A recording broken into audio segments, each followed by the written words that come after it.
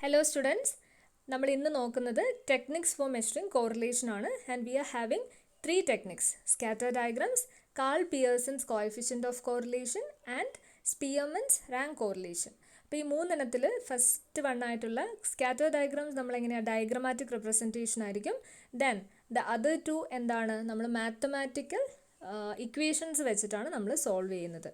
Okay, we can see what is scatter diagram. ഇപ്പോൾ scatter diagram എന്ന് പറയുമ്പോൾ തന്നെ നമുക്കറിയാം അതൊരു ഡയഗ്രമാറ്റിക് റെപ്രസെൻറ്റേഷൻ ആണ്. When we are looking a graph or when we are drawing a graph in a white paper, we will get to access, that is x axis and y axis. അപ്പം x axis എന്ന് പറഞ്ഞാൽ നമുക്ക് horizontal ആയിട്ടുള്ള ഒരു ലൈനാണ് and y axis vertical ലൈനാണ്. അപ്പോൾ തന്നെ നമുക്കറിയാം അവിടെ നമുക്ക് രണ്ട് വേരിയബിൾസേ പഠിക്കാൻ പറ്റുള്ളൂ, കാരണം രണ്ട് ആക്സസേ ഉള്ളൂ. സോ സ്കാറ്റർ ഡയഗ്രത്തിൽ നമുക്ക് രണ്ട് വേരിയബിൾസ് വെച്ചിട്ടാണ് പഠിക്കാൻ പറ്റുള്ളൂ. സോ അതിന് നമ്മൾ എന്ത് പറയും, ബൈ വേരിയേറ്റ് എന്ന് പറയും. ബൈ മീൻസ് ടു, രണ്ട് വേരിയബിൾസ് വെച്ച് നമുക്ക് കോറിലേഷൻ പഠിക്കാൻ പറ്റുന്ന ഹെൽപ്പ് ചെയ്യുന്ന ഒരു ഡയഗ്രമാറ്റിക് റെപ്രസെൻറ്റേഷൻ ആണ് സ്കാറ്റർ ഡയഗ്രാം എന്ന് പറയുന്നത്. എക്സ് ആൻഡ് വൈ, ഇപ്പോൾ രണ്ട് വേരിയബിൾ, ഇപ്പോൾ സെയിൽസ് ആൻഡ് ഡിമാൻഡ് എന്ന് പറയുന്ന രണ്ട് വേരിയബിൾസ് നമ്മൾ എടുത്തു. അപ്പം ഡിമാൻഡിൻ്റെ ബേസിലാണ് സെയിൽസ് മാറുക. സോ നമ്മളെന്താ, എക്സിനെ നമ്മൾ ഡിമാൻഡ് ആക്കി എടുത്തു, വൈനെ നമ്മൾ സെയിൽസും ആക്കി എടുത്തു. അതിനുശേഷം നമ്മൾ ഓരോ രണ്ടിൻ്റെയും വാല്യൂസ് നമ്മൾ പ്ലോട്ട് ചെയ്ത് പോകുമ്പം അത് ഏത് ഷേപ്പിലാണോ കിട്ടുന്നത് അനുസരിച്ചാണ് നമ്മൾ കോറിലേഷൻ ഉണ്ടോ ഇല്ലയോ എന്ന് തീരുമാനിക്കുന്നത്. ആൻഡ് അതിനെ നമ്മൾ ഡോട്ട് ഡയഗ്രാം എന്നുകൂടി പറയാറുണ്ട്. സ്കാറ്റർ ഡയഗ്രത്തിനെ ഡോട്ട് ഡയഗ്രാം അല്ലെങ്കിൽ സ്കാറ്റർ ഗ്രാം എന്നൊക്കെ പറയാറുണ്ട്. Then for each pair of x and y, one dot each is plotted on the graph. ഞാൻ പറഞ്ഞു നമ്മൾ ആ ഗ്രാഫിൽ വരയ്ക്കുമ്പോൾ നമ്മൾ ആ ഒരു എക്സിനും വൈക്കും കൂടെ നമ്മൾ പോയിൻറ്റ്സ് ആയിട്ട് ഇങ്ങനെ മാർക്ക് ചെയ്ത് പോകും. രണ്ടിനും കൂടെ ഒരു പോയിൻ്റല്ലേ ഉണ്ടാവുക. ഇപ്പം എക്സ് 2, വൈ 3, അപ്പോൾ 2ഉം 3ഉം കൂടെ വരുന്ന ജോയിൻ ചെയ്യുന്ന ആ പോയിൻ്റ് നമ്മൾ മാർക്ക് ചെയ്യും. അങ്ങനെ നമ്മൾ മാർക്ക് ചെയ്ത് നമുക്ക് എന്താ ഒരു ലൈനോ അല്ലെങ്കിൽ ഒരു കേർവ് ലൈനോ അല്ലെങ്കിൽ ഒരു ലൈനൊന്നും അല്ലാണ്ട് സ്കാറ്റർ ചെയ്ത് കിടക്കുന്ന ഒരു കുറേ പോയിന്റുകളോ ഒക്കെ നമുക്ക് കിട്ടും. അപ്പോൾ ആ ഒരു ഷേപ്പ് എങ്ങനെയാണ് ഈ ഡയഗ്രത്തിലെ ആ ഒരു ഡോട്ടുകൾ എങ്ങനെയാണ് അറേഞ്ച് ചെയ്യപ്പെട്ടിരിക്കുന്നത്, ആ ഒരു ഷേപ്പാണ് കോറിലേഷൻ തീരുമാനിക്കുന്നത്.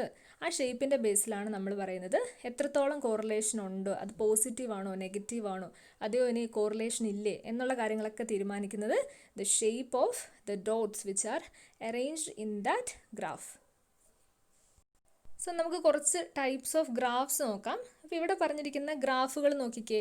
ആ ഫസ്റ്റ് ഫിഗറിൽ കാണിച്ചിരിക്കുന്നത് പെർഫെക്റ്റ് പോസിറ്റീവ് ആണ്. പെർഫെക്റ്റ് പോസിറ്റീവ് എന്ന് പറയുമ്പം കോറിലേഷൻ എന്താണ്, കോറിലേഷൻ്റെ റേഞ്ച് എത്രയാണെന്നാണ് നമ്മൾ പഠിച്ചത്. -1 to +1 ആണ് കോറിലേഷൻ്റെ റേഞ്ച്. റേഞ്ച് എന്ന് പറഞ്ഞാൽ അതിൻ്റെ വാല്യൂ ഈ ഒരു വാല്യൂവിൻ്റെ ഇടയ്ക്ക് കിടക്കണം. അപ്പോൾ +1 ആണ് നമുക്ക് കിട്ടുന്നതെങ്കിൽ, correlation coefficient R is equal to +1 എന്നാണ് നമുക്ക് കിട്ടുന്നതെങ്കിൽ അതിൻ്റെ അർത്ഥം എന്താണ്, ഒരു പെർഫെക്റ്റ്ലി കോറിലേറ്റഡ് ആയിട്ടുള്ള ഒരു രണ്ട് വേരിയബിൾസ് ആണെന്ന് നമുക്ക് പറയാം. അത് രണ്ട് വേരിയബിൾസും കൂടെ നമ്മളൊരു ഗ്രാഫിൽ വരച്ചിട്ടുണ്ടെങ്കിൽ നമുക്ക് എങ്ങനെ കിട്ടും, ഇങ്ങനെ ഒരു സ്ട്രെയിറ്റ് ലൈൻ കിട്ടും. Straight line from left to bottom left to right upward, അങ്ങനെ ഒരു സ്ട്രെയിറ്റ് ലൈനാണ് നമുക്ക് കിട്ടുക. ഓക്കെ, ദെൻ സെക്കൻഡ് ഫിഗറിലേക്ക് പോയിക്കേ. സെക്കൻഡ് ഫിഗർ നോക്കുമ്പം നമുക്ക് കാണാൻ പറ്റും അവിടെ ഹൈ പോസിറ്റീവ് കോറിലേഷനാണ്. ആ ഒരു ലൈനിൽ ചേർന്ന് തന്നെ പോകുന്നുണ്ട്. ഒരു ലൈൻ എന്ന് പറയുന്നത് രണ്ട് ലൈൻ അവിടെ വരച്ചിട്ടുണ്ട്, രണ്ട് ഡോട്ടുകൾ വരച്ചിട്ടുണ്ട്. അതിൽ ഒരു ഡോട്ട് എന്ന് പറയുന്നത് നമ്മുടെ കോൺസ്റ്റൻ്റ് ആണ്, സെക്കൻഡ് ഡോട്ടാണ് നോക്കേണ്ടത് കേട്ടോ. അപ്പോൾ ആ ഡോട്ടിനോട് തന്നെ ചേർന്ന് പോകുന്നുണ്ട്. ഓക്കെ, അപ്പോൾ അതിൻ്റെ ചേർന്ന് പോകുന്നുണ്ട്, അതുകൊണ്ട് തന്നെ അവിടെ ഹൈ പോസിറ്റീവ് കോറിലേഷൻ ഉണ്ടെന്ന് നമുക്ക് പറയാൻ സാധിക്കും. ദെൻ തേർഡ് ഡയഗ്രം നോക്കിയേ. തേർഡ് ഡയഗ്രത്തിൽ നമുക്ക് എന്താ ഒരു ഷേപ്പും ഇല്ല, ജസ്റ്റ് ഇങ്ങനെ കുറേ ഡോട്ടുകൾ ഇങ്ങനെ വാരി വെതറിയ പോലെയാണ് കിടക്കുന്നത്. അതിൻ്റെ അർത്ഥം എന്താണ്, അത് ആ രണ്ട് വേരിയബിൾ തമ്മിൽ, അതായത് എക്സ് ആക്സിസിലും വൈ ആക്സിസിലുള്ള വേരിയബിൾ തമ്മിൽ ഒരു ബന്ധവും ഇല്ല, 0 or no കോറിലേഷൻ എന്നാണ് അർത്ഥം. ദെൻ രണ്ടാമത്തെ ലൈനിലുള്ള ഫസ്റ്റത്തെ ഗ്രാഫ് നോക്കിക്കേ. നെഗറ്റീവ് ആണ് അല്ലേ. നമ്മൾ കോറിലേഷൻ കോഎഫിഷ്യൻറ്റ് നമുക്ക് -1 ആണ് കിട്ടുന്നതെങ്കിൽ അതിൻ്റെ അർത്ഥം എന്താണ്, പെർഫെക്റ്റ് നെഗറ്റീവ് കോറിലേഷൻ ആണ് ഉള്ളത്. നമുക്ക് ഡിമാൻഡ് ആൻഡ് സപ്ലൈ പറയാം. ഓക്കെ, സപ്ലൈ കൂടുമ്പം ഡിമാൻഡ് കുറയും, സപ്ലൈ കുറയുമ്പം ഡിമാൻഡ് കൂടും. ഇപ്പോൾ സപ്ലൈ ഡിമാൻഡിൻ്റെ നമ്മൾ ഗ്രാഫ് വരയ്ക്കുമ്പോൾ എന്താണ് കിട്ടുന്നത്, നമുക്ക് ഇങ്ങനത്തെ രണ്ട് ലൈൻസ് തന്നെയാണ് കിട്ടുക. സോ ഇതെന്ന് പറയുന്നത് എന്താ, പെർഫെക്റ്റ് നെഗറ്റീവ് ആണ്, അതുകൊണ്ട് തന്നെ അത് ടോപ്പിൽ നിന്നും താഴേക്കാണ് വരിക. ഓക്കെ, അതിൻ്റെ ഹൈ നെഗറ്റീവ് ആണെങ്കിൽ എന്താ വരിക, നമുക്ക് 1നോട് അപ്രോച്ച് ചെയ്ത് നിൽക്കും നെഗറ്റീവ്, അതായത് -1നോട് അപ്രോച്ച് ചെയ്ത് നിൽക്കും, പക്ഷേ ആ 1നെ ടച്ച് ചെയ്യില്ല. അപ്പോൾ അതിൽ ഒരു ലൈൻ എന്ന് പറയുന്നത് കോൺസ്റ്റൻറ്റ് ലൈനാണ്, അതിൻ്റെ മേലെ കൂടെ പോയേക്കുന്ന ലൈനാണ് നമ്മൾ പ്ലോട്ട് ചെയ്തപ്പോൾ കിട്ടിയിരിക്കുന്നത്. ഓക്കെ, അപ്പോൾ അത് r -0.9 ആണ് കേട്ടോ. ഓക്കെ, അപ്പോൾ രണ്ട് നെഗറ്റീവ് നമുക്ക് കിട്ടി, പെർഫെക്റ്റ് നെഗറ്റീവും ഹൈ നെഗറ്റീവും, ദെൻ പെർഫെക്റ്റ് പോസിറ്റീവും ഹൈ പോസിറ്റീവും, ദെൻ സീറോ കോറിലേഷനും. അപ്പോൾ ഈ ഗ്രാഫൊന്നും കണ്ട് നിങ്ങൾ ടെൻഷൻ അടിക്കേണ്ട കാര്യമൊന്നുമില്ല. ഗ്രാഫൊന്നും നിങ്ങൾക്ക് എക്സാമിന് വരയ്ക്കാനും അങ്ങനെയൊന്നും വരില്ല. പക്ഷെ നമുക്കിങ്ങനെയാണ് പോസിറ്റീവ് പെർഫെക്റ്റീവും ഹൈയും തമ്മിലുള്ള വ്യത്യാസം, നെഗറ്റീവും പോസിറ്റീവും തമ്മിലുള്ള വ്യത്യാസം, സീറോ കോറിലേഷൻ വന്നാൽ എങ്ങനെ ഇരിക്കും ഗ്രാഫ് എന്നറിയാൻ വേണ്ടി ജസ്റ്റ് പറഞ്ഞതേ ഉള്ളൂ. എങ്ങനെ ഈ ഗ്രാഫിനെ നമുക്ക് ഇൻ്റർപ്രറ്റ് ചെയ്യാൻ നോക്കാം. ഇപ്പോൾ ഫസ്റ്റ് നമ്മൾ എന്ത് ചെയ്യണം, ഒരു ഗ്രാഫ് കണ്ടപാടെ നമ്മൾ എന്ത് പറയണം, അപ്വേർഡ് ആണോ ഡൗൺവേർഡ് ആണോ മൂവ്മെൻറ്റ് നോക്കുക. അപ്വേർഡ് എന്ന് പറഞ്ഞാൽ ലെഫ്റ്റ് ടു റൈറ്റ്, ടോപ്പിലേക്ക് അപ്വേർഡ് മൂവ്മെൻ്റ് ആയിട്ടാണ് പോകുന്നതെങ്കിൽ നമുക്ക് എന്ത് പറയാം, അത് പോസിറ്റീവ് കോറിലേഷൻ എന്ന് പറയാം. നേരെ തിരിച്ച് ലെഫ്റ്റിൽ നിന്നും താഴോട്ട് ഡൗൺവേർഡ് റൈറ്റ് ആണെങ്കിൽ നമുക്ക് എന്ത് പറയാം, അത് നെഗറ്റീവ് കോറിലേഷൻ ആണെന്ന് പറയാം. നേരെ സ്ലാൻഡിങ് ആയിട്ട് ലെഫ്റ്റ് ടു റൈറ്റ് ടോപ്പിലേക്ക് പോവുകയാണെങ്കിൽ നമ്മൾ എന്താ perfect positive correlation, high positive correlation ഒക്കെ കണ്ടില്ലേ, അതൊക്കെ അങ്ങനെയാണ്, അപ്വേർഡ് മൂവ്മെൻ്റ് ആണ്. So we can say they are positively correlated. And downward movement ആണെങ്കിൽ നമ്മൾ ഗ്രാഫിൽ കണ്ടിരുന്നു, ഗ്രാഫിൽ നമുക്ക് കാണാം പെർഫെക്റ്റ് നെഗറ്റീവ് കോറിലേഷനും ഹൈ നെഗറ്റീവ് കോറിലേഷനും എന്താണ്, ആ ഒരു ലൈൻ താഴോട്ട് ഡൗൺവേർഡ് മൂവ്മെൻ്റ് ആണ്. സോ നമ്മൾക്ക് എന്ത് പറയാം, അത് നെഗറ്റീവ് കോറിലേഷൻ ആണെന്ന് പറയാം.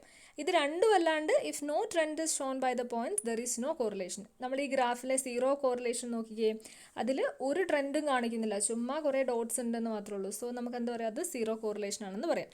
അപ്പോൾ ഇതൊക്കെയാണ് പോസിറ്റീവ്, നെഗറ്റീവ് ആൻഡ് സീറോ. അടുത്ത interpretation, if the points plotted are having upward trend from left to right the correlation is positive. നമ്മൾ പറഞ്ഞ കാര്യങ്ങൾ തന്നെയാണ്. ആൻഡ് ലെഫ്റ്റ് ടു റൈറ്റിൽ ഡൗൺവേർഡ് ആണെങ്കിൽ നമ്മൾ എന്ത് പറയും, അതിനെ നെഗറ്റീവ് കോറിലേഷൻ എന്ന് പറയും. Then the plotted points which are very close to each other show high correlation. രണ്ട് പോയിന്റുകൾ തമ്മിൽ നമ്മൾ നേരത്തെ പറഞ്ഞ ഹൈ പോസിറ്റീവ് കോറിലേഷനും ഹൈ നെഗറ്റീവ് കോറിലേഷനും, അതിൽ രണ്ടിലും എന്താണ് പോയിന്റ്സ് അടുത്തടുത്താണ് വന്നിരിക്കും. ഇത് ഹൈ പോസിറ്റീവ് കോറിലേഷനും ഹൈ നെഗറ്റീവ് കോറിലേഷനും നോക്കിക്കേ, അതിൽ പോയിന്റ്സുകൾ അടുത്തടുത്ത് സ്ട്രെയിറ്റ് ലൈനിലാണ് വന്നിരിക്കുന്നത്, ഒന്ന് അപ്വേർഡും ഒന്ന് ഡൗൺവേർഡുമാണ്. അപ്പോൾ അവിടെ നമുക്ക് എന്ത് പറയാൻ പറ്റും, നല്ല കോറിലേഷൻ ഉണ്ടെന്ന് പറയാൻ പറ്റും. പക്ഷേ പെർഫെക്റ്റ് അല്ല, കാരണം അത് +1 ഓർ -1 ആകുന്നില്ല, കാരണം ആ ഒരു നമ്മുടെ കോൺസ്റ്റൻറ്റുമായിട്ട് കൂടി ചേരുന്നില്ല, വിട്ടാണ് നിൽക്കുന്നത്, കുറച്ച് കുറവുണ്ട്, പക്ഷേ നല്ല കോറിലേഷൻ ഉണ്ട്, നമ്മുടെ ആക്ച്വലായിട്ട് നല്ല കോറിലേഷൻ ഉണ്ട്. ഓക്കെ, അപ്പോൾ അതാണ് ഹൈ കോറിലേഷൻ എന്ന് പറയുന്നത്. പോസിറ്റീവ് ആണെങ്കിൽ left to right upward movement, negative ആണെങ്കിൽ left to right downward movement.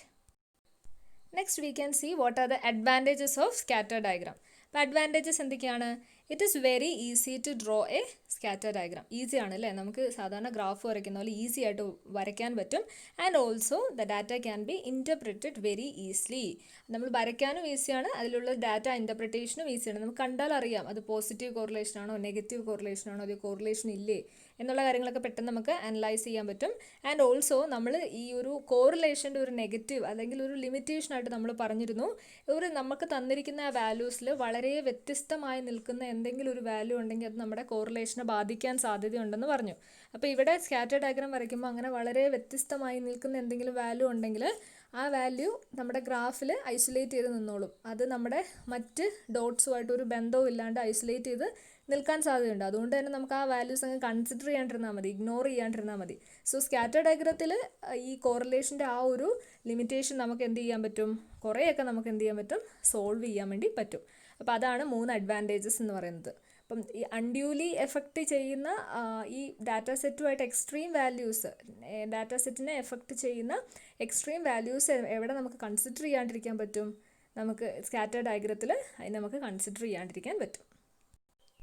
അടുത്തത് അതിൻ്റെ ലിമിറ്റേഷൻസ് ആണ്. ലിമിറ്റേഷൻ എന്താണ്, നമുക്കൊരു റഫ് ഐഡിയ മാത്രമേ കിട്ടുന്നുള്ളൂ. And it does not give a precise degree of correlation. Graph നോക്കിയിട്ടുണ്ടെങ്കിൽ നമുക്ക് കോറിലേഷൻ ഉണ്ടോ ഇല്ലയോ എന്ന് മാത്രമേ നമുക്ക് പറയാൻ പറ്റുകയുള്ളൂ. പക്ഷേ ആ ഒരു പ്രിസൈസ് ആയിട്ട് എത്ര ശതമാനം കോറിലേഷൻ ഉണ്ടെന്ന് നമുക്ക് പറയാൻ പറ്റുന്നില്ല. And it is not amenable to further mathematical treatment. ഈ ഒരു വാല്യൂ കിട്ടിയെന്ന് പറഞ്ഞാൽ നമുക്ക് കൂടുതൽ മാത്തമാറ്റിക്കൽ ഓപ്പറേഷൻസ് ഒന്നും അതിൽ കണ്ടക്ട് ചെയ്യാൻ പറ്റില്ല. ഇതിൻ്റെ അതാണ് പറഞ്ഞത്, ഫസ്റ്റത്തെ ലിമിറ്റേഷൻ്റെ ഭാഗമായിട്ട് തന്നെയാണ് രണ്ടാമത്തെ ലിമിറ്റേഷനും വന്നിരിക്കുന്നത്. ഫസ്റ്റ് ലിമിറ്റേഷനിൽ നമുക്ക് ആ ഒരു കറക്റ്റ് വാല്യൂ കിട്ടുന്നില്ല, അതുകൊണ്ട് തന്നെ നമുക്ക് കൂടുതൽ മാത്തമാറ്റിക്കൽ ഓപ്പറേഷൻസ് ഇതിൽ കണ്ടക്ട് ചെയ്യാനും പറ്റുന്നില്ല.